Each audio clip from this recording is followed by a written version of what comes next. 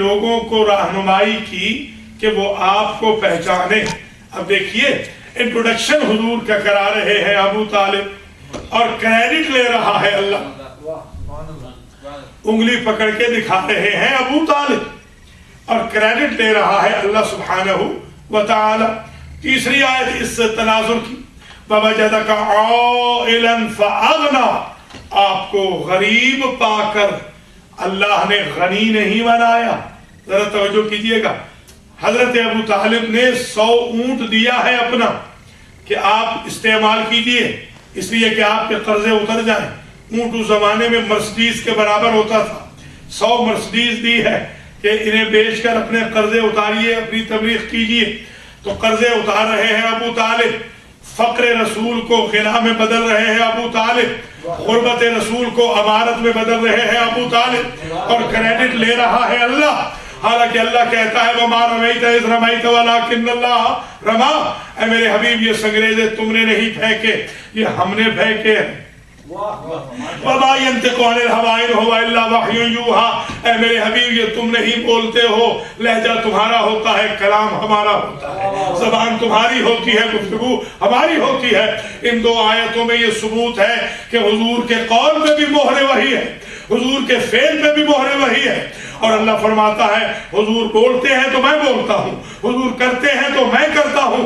وہ اللہ جو ایک مرتبہ تو یہ اسٹینڈرڈ رکھتا ہو کہ رحمت للعالمین کے قول کو اپنا قول کہے اور ان کے فعل کو اپنا فعل کہے, اس کا اسٹینڈرڈ اتنا نہیں گر سکتا کہ پناہ ابو طالب کافر کی پناہ کو اپنی پناہ کہے, کافر کے غنا کو اپنا غنا کہے. یہ اس بات کی دلیل ہے کہ حضرت ابو طالب علیہ السلام جن کے 3 ایکشنز کو اللہ نے اپنے ایکشن کہا ہے, تو وہ ایمان تو ایمان, وہ تو عصمت صغرا کے اس منصب پہ فائز ہیں کہ جو انسان محفوظ عن الخطا ہو جاتا ہے. یاد رکھیے ایک بات, یہ اہل سنت نے بھی لکھا ہے, اہل تشیع نے بھی لکھا ہے, بلکہ مفتی اعظم پاکستان جو آج بھی مفتی اعظم ہے, اتفاق سے میرے پاس ایک مرتبہ تشریف لائے لاہور میں اور پھر مجھے اپنے ہاں بلائے. جب میں ان کے ہاں گیا ناشتے پر تو میں نے ان سے پوچھا کہ آپ کی نظر میں حضور اکرم حضرت ابو ایوب انصاری کے گھر میں کتنا عرصہ رہے؟ تو انہوں نے فرمایا, مفتی اعظم پاکستان میں, انہوں نے فرمایا کہ 3 مہینے 90 دن, جتنے دن کا ضیاء الحق نعرہ لگا کر آئے تھے, 90 دن. یہ انہوں نے مفتی صاحب نے کہا کہ اتنے ہی دن. جی تو 90 دن حضور رہے ابو ایوب انصاری کے گھر. میں نے کہا جب ابو ایوب انصاری کے گھر سے نکلے تو کچھ کہا, کامنٹری تھی, کچھ کہا. ہاں یہ کہا تھا حاط قلما ودواتا وقرطاسا یا ابا ایوب الانصاری اکتب لک جواز الجنہ. قلم کاغذ دوات لاؤ ابو ایوب انصاری, ہم تمہیں جنت کا سرٹیفکیٹ لکھ کر دیں. میں نے کہا یہ جنت کس کے اگینسٹ میں ہے؟ کہا 3 مہینے جو حضور کی میزبانی کی ہے. میں نے کہا مفتی صاحب میں آج تک یہ نہ سمجھ سکا کہ اگر ابو ایوب انصاری 3 مہینے تک حضور کو مدینہ میں پناہ دے دے تو ان کے لیے جنت لازم ہو جائے, اور ابو طالب جنہوں نے 40 سال حضور کو رکھا ہے ان کے لیے جنت حرام کیسے ہو جائے؟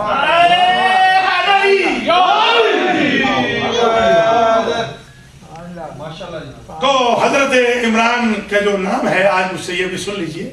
عموماً یہ انفارمیشن بھی کم لوگوں تک پہنچتی ہے, تاکہ میں چاہتا ہوں جیسے کل وعدہ کیا تھا کہ ذرا ایکسٹرا آرڈینری انٹلیکچوئل اپروچ کے ساتھ گفتگو ہو کہ ماشاءاللہ دنیا کے بہت پڑھے لکھے ملک میں خطاب کر رہا ہوں اور بہت ہی پڑھے لکھے آڈینس کی خدمت میں خطاب کر رہا ہوں تاکہ انفارمیشن ریفارمیشن کا دور چلتا رہے. یاد رکھیے کچھ تو نام سے پتہ چل جاتا ہے کہ آدمی مسلمان ہے یا کافر ہے. جیسے آج میں جس ہوٹل میں قیام پذیر تھا وہاں مینیجر کے نام سے پتہ چلا, تو بعض اوقات نام سے غلط فہمی بھی ہو جاتی ہے مگر عموماً نام سے پتہ چل جاتا ہے. مثلا اگر کسی صاحب کا نام عبداللہ ہو تو آپ اسے کبھی بھی ہندو نہیں کہیں گے، مشرک نہیں کہیں گے، اس لیے کہ یہ نام خود بتا رہا ہے، عبداللہ نام ہے۔ ابھی یہ میں سمجھ نہ سکا آج تک کہ یہ لوگ بے وقوف جو حضور کے والد کو کافر کہتے ہیں، یہ بھی کہتے ہیں کہ ان کا نام عبداللہ تھا، اور یہ بھی کہتے ہیں وہ کافر تھے۔ اب ان سے تو خدا ہی سمجھے۔ تو یہ حضرت عبداللہ والد رسول اور حضرت ابو طالب کا نام ذرا سن لیجیے۔ ابو طالب تو ہے کنیت، عمران ہے لقب۔ عمران سنا ہے نا؟ عمران ہے لقب۔ ماں باپ نے جو نام رکھا ہے وہ ہے عبد مناف۔ ابو طالب علیہ السلام کا نام ہے عبد مناف۔ عبد مناف کا ترجمہ یہ ہوتا ہے کہ اس کا بندہ کہ جس سے سارے خداؤں کی نفی ہوتی ہو۔ ذرا سمجھنے کی کوشش کریں، یعنی وہ اگر عبداللہ ہے تو یہ عبد لا الہ الا اللہ۔ کچھ ملازم کہتے ہیں بھیا جس کے نام میں کلمہ شامل ہو وہ کافر کیسے ہو سکتا ہے؟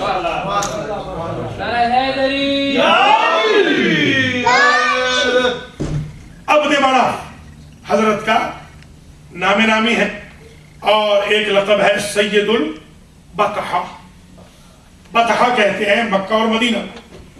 خدا قسمت کرے آپ کی کہ انشاءاللہ آپ سب حج بیت اللہ پہ مشرف ہوں اور وہ وادی بطحہ دیکھیں۔ مکے اور مدینے پر اقتدار تھا حضرت ابو طالب علیہ السلام کا، حضرت عمران کا اقتدار۔ سید البطحہ انہیں کہا جاتا تھا، کافر بھی انہیں سید البطحہ کہتا تھا، مشرک بھی انہیں سید البطحہ کہتا تھا، اور وہ متولی تھے خانہ کعبہ کے۔ انشاءاللہ میں دلائل کے انبار لگاؤں گا۔ اللہ کے فضل و کرم سے آج پہلی گفتگو ہے، اس میں ذرا میں مقدماتی ایشوز کو پیش کرنا چاہ رہا ہوں تاکہ میرے آڈینس کو ذرا اندازہ ہو کہ 9 دن آئندہ جو گفتگو ہوگی وہ کس پیٹرن پہ ہو۔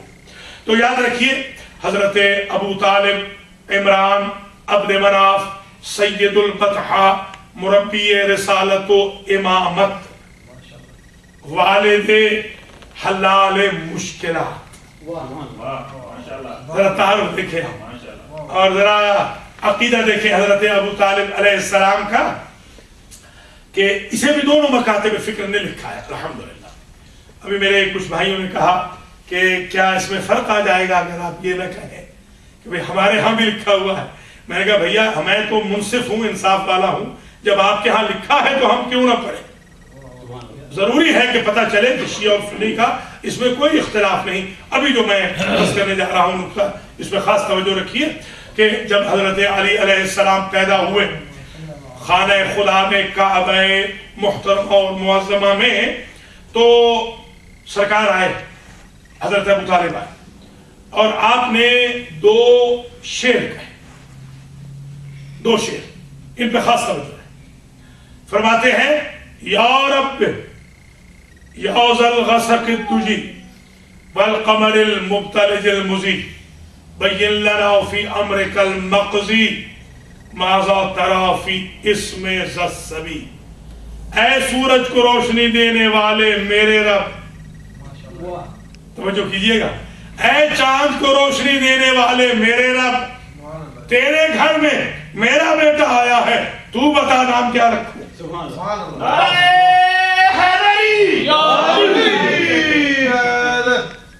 کچھ ملاحظہ فرما رہے ہیں، بین لنا فی امرک المقضی، اپنے امر کا اعلان کر، وضاحت کر،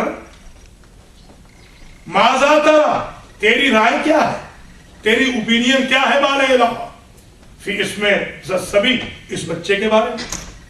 یہ وہ 2 شعر ہیں کہ جو شیعہ نے بھی لکھے ہیں، اور جنہوں نے امام ابو طالب کے خلاف گفتگو کی ہے انہوں نے بھی لکھا، یعنی روز ولادت مولای متقیان شاہ نجف، شاہ ولایت، پدر بزرگوار ان حضرت میاں در دورون کعبہ، و میگه خدایا تویی که نور به آفتاب میدی، تویی که نور به مهتاب میدی، از تو خواهش میکنم در خانه تو پسر من به دنیا آمده، بگو نامش چه بگذارم، اگر کافر بود چرا از خدا میپرسه؟